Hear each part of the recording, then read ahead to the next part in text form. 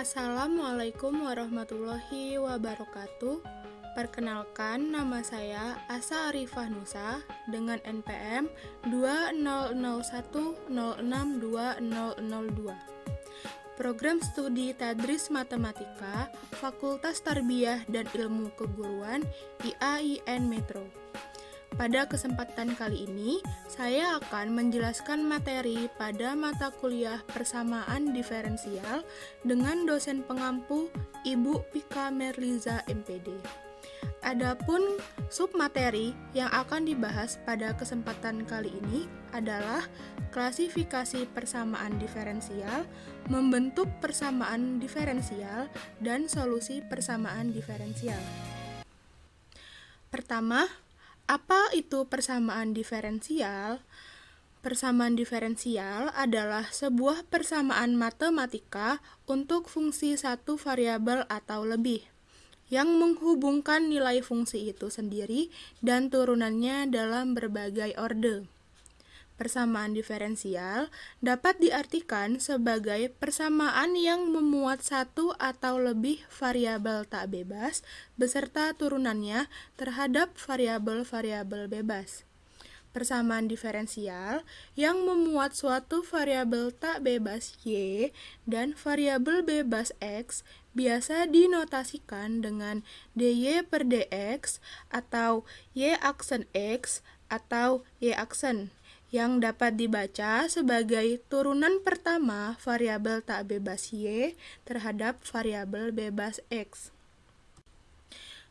Masuk pada submateri yang pertama, yaitu klasifikasi persamaan diferensial. Pada klasifikasi persamaan diferensial dibagi menjadi 5 macam. Yang pertama, klasifikasi berdasarkan tipe atau jenis. Yang kedua, klasifikasi berdasarkan orde. Yang ketiga, klasifikasi berdasarkan derajat. Yang keempat, klasifikasi berdasarkan nilai variabel bebas. Dan yang kelima, klasifikasi berdasarkan homogenitas. Yang pertama, klasifikasi berdasarkan tipe. Berdasarkan tipe atau jenisnya, persamaan diferensial dibagi menjadi 2 macam, yaitu persamaan diferensial biasa dan persamaan diferensial parsial. Persamaan diferensial biasa adalah persamaan diferensial di mana fungsi yang tidak diketahui atau variabel terikat adalah fungsi dari variabel bebas tunggal. Contohnya, y aksen sama dengan e pangkat x plus sin x, di mana variabel bebasnya adalah x dan variabel tak bebasnya adalah y. Kemudian, untuk persamaan diferensial parsial atau PDP, ialah persamaan yang mengandung suku-suku diferensial parsial. Dengan kata lain, PDP atau persamaan diferensial adalah persamaan yang melibatkan lebih dari satu variabel bebas. Contohnya, e kuadrat V per EX kuadrat plus E kuadrat V per y kuadrat sama dengan 0, di mana variabel bebasnya adalah x dan y dan variabel tak bebasnya adalah x dan y. Klasifikasi yang kedua yaitu klasifikasi berdasarkan orde. Pada klasifikasi persamaan diferensial berdasarkan ordenya, penentuan orde dalam suatu persamaan diferensial tergantung pada kandungan fungsi turunan di dalam persamaan diferensial tersebut, yang mana orde persamaan diferensial ditentukan oleh turunan tertinggi dalam persamaan diferensial tersebut. Masuk kepada contoh yang pertama, orde 1, x dikali dy per dx dikurang y kuadrat sama dengan 0, maka dengan menggunakan klasifikasi persamaan diferensial berdasarkan ordenya dapat ditulis kembali dengan x dikali y aksen min y kuadrat sama dengan 0. Yang kedua, orde 2, X dikali Y dikali D kuadrat Y per DX kuadrat dikurang Y kuadrat sin X sama dengan 0. Maka dengan menggunakan persamaan diferensial berdasarkan ordenya, dapat ditulis kembali dengan X dikali Y aksen dikurang Y kuadrat sin X sama dengan 0. Kemudian, contoh yang ketiga, orde 3, D pangkat 3Y per DX pangkat 3 dikurang Y dikali DY per DX ditambah E pangkat 4X sama dengan 0. Maka, dengan menggunakan klasifikasi berdasarkan orde, dapat ditulis kembali dengan Y triple aksen dikurang Y dikali Y aksen ditambah E pangkat 4X sama dengan 0. Kemudian, klasifikasi yang ketiga adalah klasifikasi berdasarkan derajat. Derajat dari suatu persamaan diferensial adalah pangkat dari suku yang memuat turunan tertinggi dalam persamaan diferensial. Berdasarkan definisi tersebut, memiliki arti bahwa klasifikasi berdasarkan derajat mempunyai hubungan dengan klasifikasi berdasarkan orde. Maka, untuk menentukan derajat pada suatu persamaan diferensial, perlulah menentukan orde tertinggi dari suatu persamaan diferensial tersebut. Contoh persamaan diferensial derajat 1. X dikali dy per dx dikurang y kuadrat sama dengan 0. Memiliki orde tertinggi sama dengan 1, maka persamaan ini merupakan persamaan diferensial derajat 1. Contoh yang kedua, contoh persamaan diferensial derajat 2. dy per dt kuadrat ditambah 2y sama dengan 0. Persamaan tersebut memiliki orde tertingginya adalah 1. Namun, karena memiliki pangkat 2, maka persamaan ini merupakan persamaan diferensial berderajat 2. Kemudian, klasifikasi yang keempat adalah klasifikasi berdasarkan nilai variabel bebas. Berdasarkan nilai variabel bebasnya, persamaan diferensial dibagi menjadi dua macam, yaitu syarat awal atau IC dan syarat batas atau BC. Yang pertama, pada persamaan diferensial, untuk satu nilai variabel bebas yang mempunyai satu atau lebih nilai syarat disebut dengan syarat awal atau IC.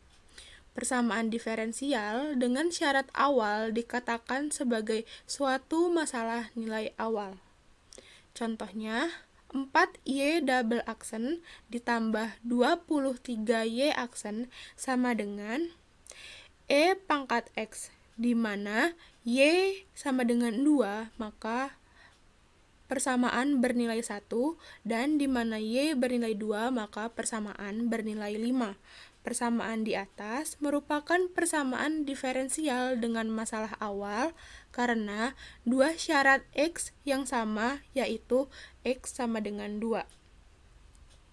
Kemudian, jika persamaan diferensial, jika syarat yang diberikan lebih dari satu nilai variabel bebas disebut sebagai syarat batas dan merupakan persamaan diferensial dengan masalah nilai batas. Contohnya, 4Y double aksen ditambah 23Y aksen sama dengan E pangkat X, di mana Y bernilai 1, maka persamaannya sama dengan 1, dan Y bernilai 2, maka persamaannya sama dengan 5. Persamaan di atas merupakan contoh persamaan diferensial dengan masalah nilai batas, karena mempunyai dua syarat pada X yang berbeda, yaitu X yang pertama bernilai 1 dan X yang kedua bernilai 2. Kemudian, klasifikasi yang kelima adalah klasifikasi berdasarkan homogenitas.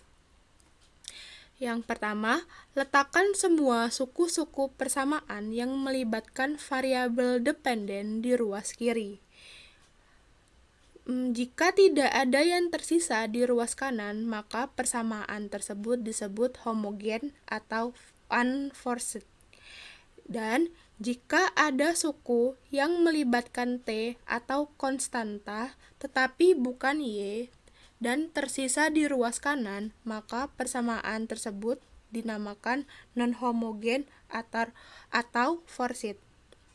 Persamaan diferensial atau PDP disebut homogen jika semua suku yang mengandung U atau turunan parsialnya.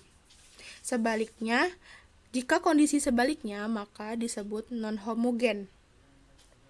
Contohnya, do kuadrat U per AX kuadrat ditambah do kuadrat U per do Y kuadrat sama dengan 0. Persamaan diferensial biasa orde 2 karena turunan memiliki pangkat tertinggi 2 dan disebut linier karena suku yang tidak mengandung U bernilai 0 dan disebut homogen karena pada ruas kanan tidak memiliki sisa atau bernilai 0.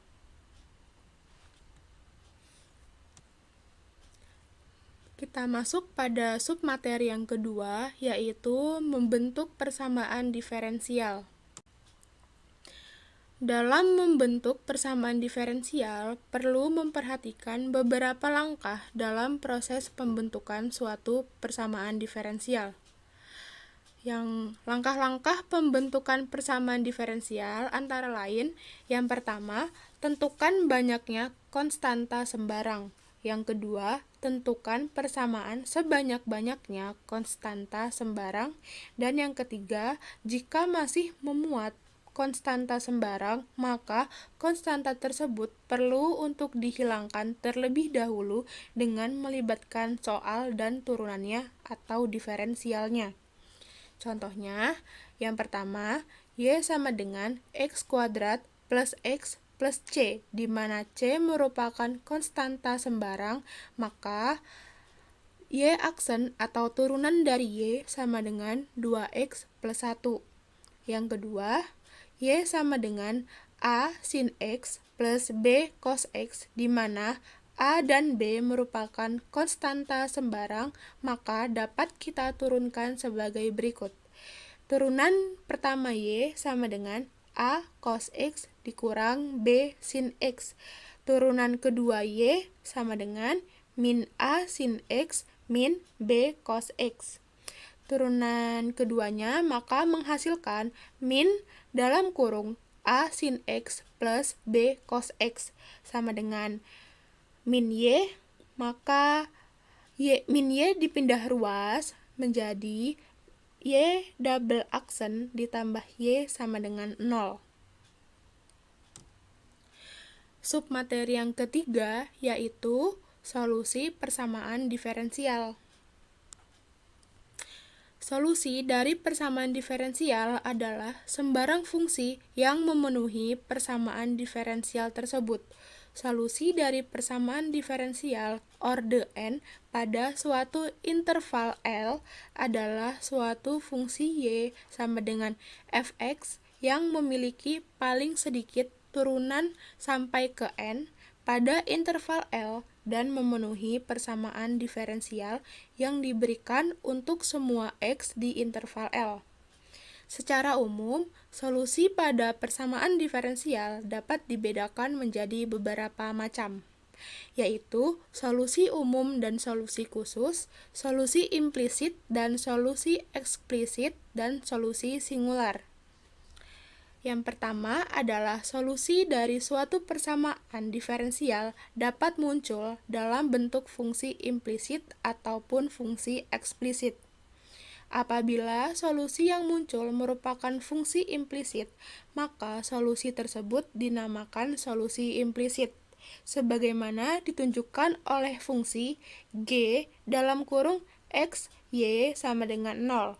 Sedangkan apabila solusi yang muncul berbentuk fungsi eksplisit, maka dinamakan solusi eksplisit, sebagaimana ditunjukkan oleh fungsi y sama dengan gx.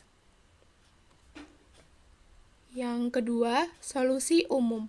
Solusi umum dari suatu persamaan diferensial adalah semua solusi dari persamaan diferensial tersebut yang memuat suatu konstanta sembarang C.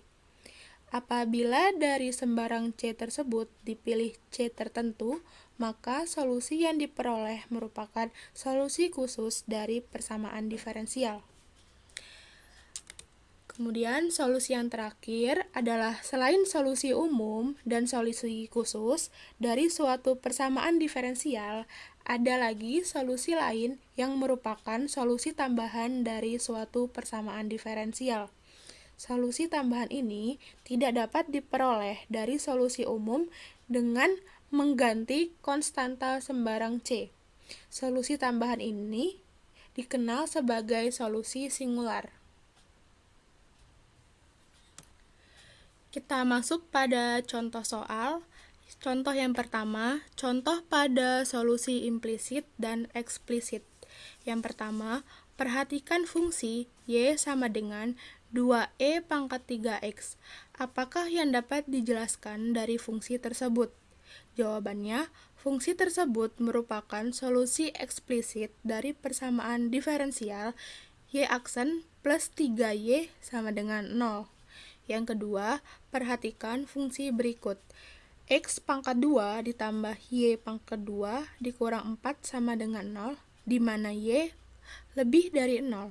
Apakah yang dapat disimpulkan dari fungsi tersebut? Jawabannya, fungsi tersebut merupakan suatu persamaan setengah lingkaran yang berpusat di titik 0,0 dan berjari-jari 2. Selain itu, fungsi tersebut juga merupakan solusi implisit dari persamaan diferensial y dikali y aksen sama dengan min x. Pada interval x lebih dari negatif 2 dan x kurang dari 2. Kemudian, contoh soal untuk solusi umum dan solusi khusus.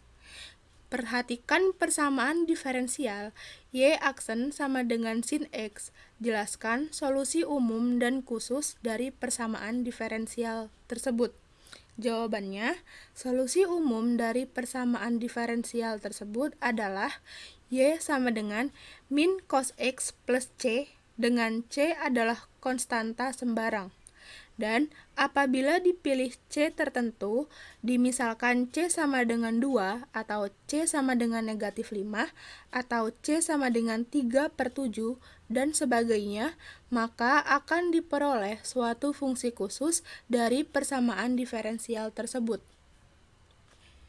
Jadi, diperoleh Y sama dengan negatif cos X ditambah C adalah solusi umum dari Y aksen sama dengan sin X. Sedangkan Y sama dengan negatif cos X ditambah 2, Y sama dengan negatif cos X dikurang 5, dan Y sama dengan negatif cos sin X ditambah 3/7, dan seterusnya merupakan solusi khusus dari persamaan diferensial tersebut.